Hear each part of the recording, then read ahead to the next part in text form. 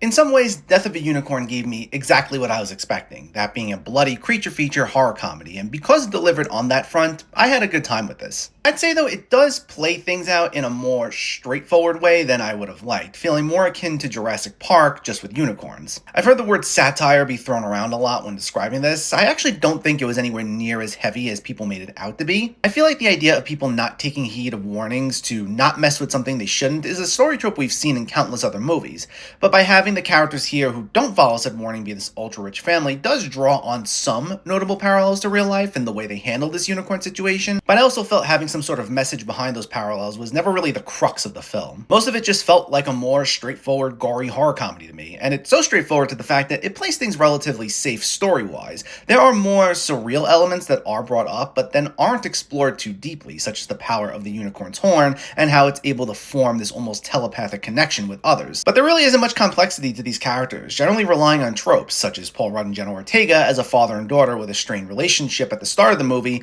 that they need to work through.